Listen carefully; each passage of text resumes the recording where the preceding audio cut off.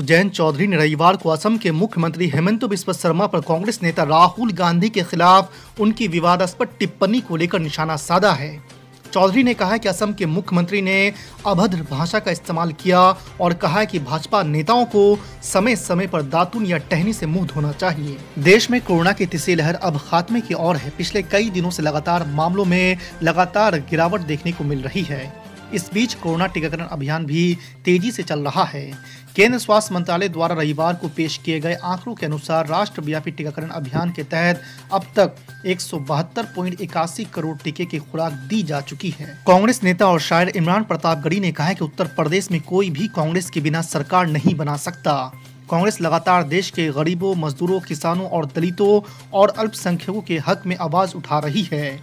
इमरान प्रतापगढ़ी ने अपील की है कि अवाम विकास, तरक्की और बच्चों के भविष्य के लिए कांग्रेस को वोट दे। आपको बता दें, कांग्रेस अल्पसंख्यक विभाग के राष्ट्रीय चेयरमैन इमरान प्रतापगढ़ी ने शनिवार को रामपुर जिले के चमरोहा से कांग्रेस प्रत्याशी यूसुफ अली के लिए वोट मांगे। वित्त मंत्री निर्मला सीतारमण ने अपने बजट भाषण में अहम ऐलान किया है। वित्त मंत्री ने बताया कि 2022-23 से आरबीआई द्वारा डिजिटल अर्थव्यवस्था को बढ़ावा देने के लिए डिजिटल मुद्रा जारी की जाएगी। इसके साथ ही भारत में रेगुलेटेड डिजिटल करेंसी लाने का रास्ता भी साफ हो गया है। कर्नाटक में हिजाब विवाद को लेकर सुर्खियों में आने वाली मुस्कान पर महाराष्ट्र के मालेगांव की मेयर ताहिरा शेख काफी प्रभावित है। उन्होंने ऐलान किया है कि मालेगांव में उर्दू घर का नाम मुस्लिम लड़कियों के विरोध का चेहरा बन चुकी मुस्कान खान के नाम पर रखा जाएगा। आपको बता दें कि मुस्कान वही छात्रा है जिसने कॉलेज में प्रदर्शन के दौरान अल्लाहू अकबर के नारे लगाए थे।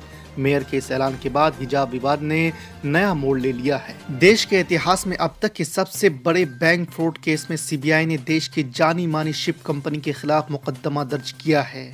भारत की बड़ी निजी शॉपिंग कंपनी में एक एबीजी शिपयार्ड लिमिटेड पर 28 बैंकों से कथित तौर पर 22,842 करोड़ रुपए की धोखाधड़ी करने का आरोप है। रिपोर्ट के मुताबिक देश में बैंक फ्रॉड का ये अब तक की सबसे बड़ी धोखाधड़ी है। भारत निर्वाचन आयोग ने शनिवार को चुनाव प्रचार के संबंध में नई गाइडलाइन जारी की है। इसके मुताबिक पद यात्रा पर लगी रोक हटा ली गई है। प्रचार के समय को भी 2 घंटे तक बढ़ा दिया गया है। राजनीतिक दल और उम्मीदवार सभी मौजूदा निर्देशों का पालन करते हुए सुबह 6 बजे से रात 10 बजे तक प्रचार कर सकते हैं। उत्तर प्रदेश के मुख्यमंत्री योगी आदित्यनाथ उत्तराखंड में चुनावी हुंकार भर रहे थे। उन्होंने चुनावी रैली में पूर्व कांग्रेस अध्यक्ष राहुल गांधी पर निशाना साधा।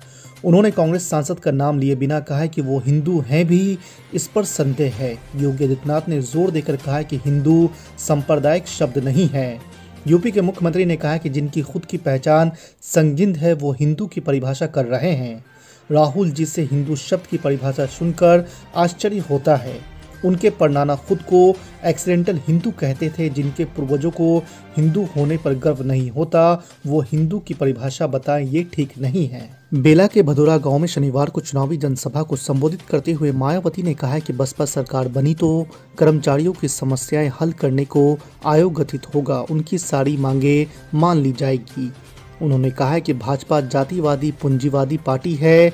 यूपी में अपराध बढ़े हैं। दलितों, पिछड़ों को आरक्षण का लाभ नहीं मिल पा रहा है।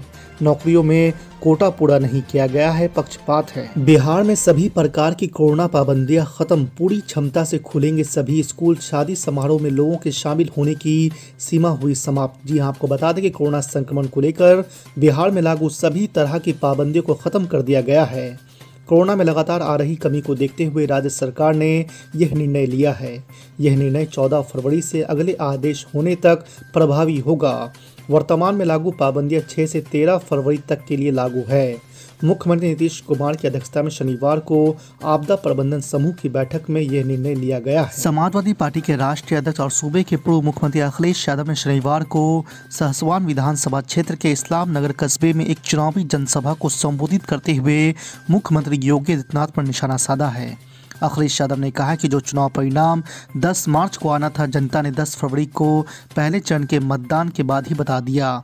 कोई अन्य दल नहीं जीतने जा रहा है, सभी दलों का सफाया होगा। बीजेपी को निशाने पर लेते हुए अखिलेश यादव ने कहा कि पूरे 5 साल की सरकार में किसानों को खाद की एक बोरी नहीं मिली। ऑल इंडिया मजलिस इत्तेहादुल मुस्लिमीन के प्रमुख असदुद्दीन अवैसी के काफिले पर हमला करने के मामले में पुलिस ने एक और आरोपी को गिरफ्तार कर लिया है। पुलिस के मुताबिक गिरफ्तार किए गए आरोपी ने मुख्य आरोपी सचिन शर्मा को अवैध हथियार मुहैया कराए थे। हालांकि पुलिस इस बारे में बेहद सावधानी बरत रही है।